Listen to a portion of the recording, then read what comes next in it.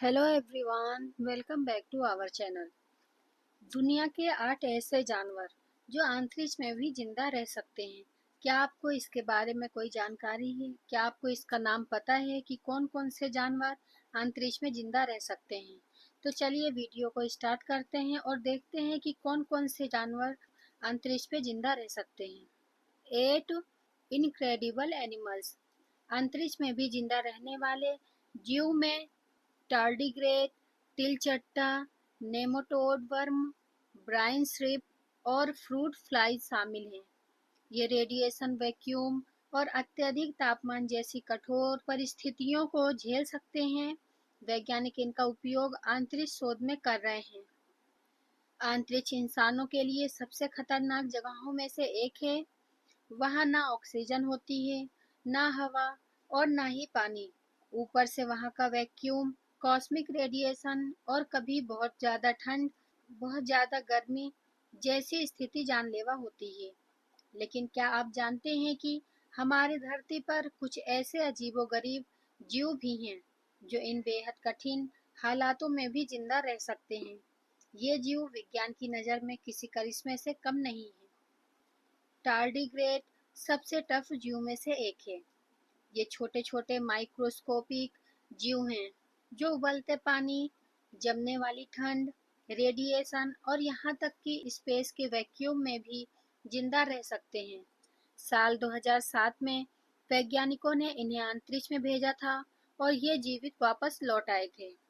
ये खुद को एक खास क्रिप्टोबायोसिस स्टेट में ले जाते हैं जिसमें ये सालों तक बिना खाए पिए जिंदा रह सकते हैं।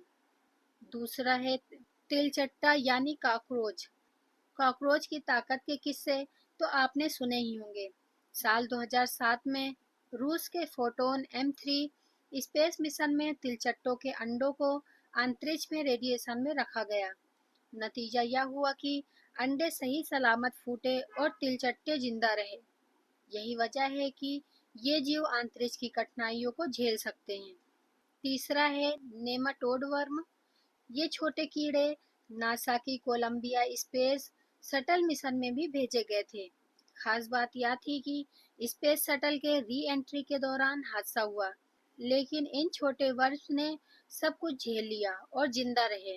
वैज्ञानिक इनका इस्तेमाल मांसपेशियों की कमजोरी, उम्र बढ़ने और जेनेटिक बदलाव को समझने में करते हैं।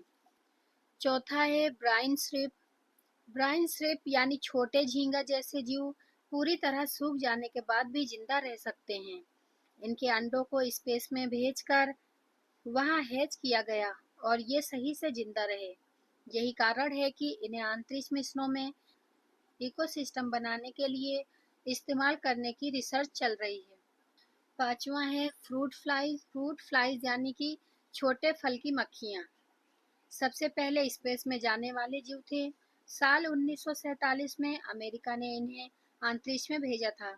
ये जल्दी जल्दी प्रजनन करती हैं और वैज्ञानिक इनका उपयोग माइक्रोग्रेविटी और रेडिएशन का असर समझने में करते हैं। सातवां है चूहे। इंटरनेशनल स्पेस स्टेशन ISS पर कई बार चूहों को भेजा गया है। उनका शरीर जैसा रिएक्ट करता है, माइक्रोग्रेविटी में उनकी हड्डियां कमजोर हो जाती हैं और मांसपेशियों की ताकत कम हो जाती है। इससे वैज्ञानिक स्पेस में इंसानों के स्वास्थ्य पर असर समझ पाते हैं। नेक्स्ट है फंगस।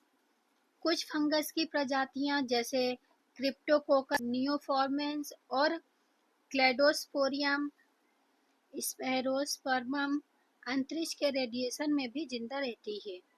वैज्ञानिक अब इन्हें स्पेस मिशनों के लिए प्राकृतिक रेडिएशन, शील्ड या खाने के विकल्प के रूप में रिसर्च कर रहे हैं। नेक्स्ट है जेब्रा फिश। जेब्रा फिश अंतरिक्ष शोध का अहम जीव है क्योंकि उनका DNA इंसानों से मिलता जुलता है और उनका शरीर पारदर्शी होता है। ISS मिशनों में इनका इस्तेमाल दिल के विकास, हड्डियों की कमजोरी और माइक्रोग्रेविटी का दिमाग पर असर समझने के लिए किया गया है। इनके भ्रूण ने अंतरिक्ष की कठिन परिस्थितियों में भी सफलतापूर्वक विकास किया है।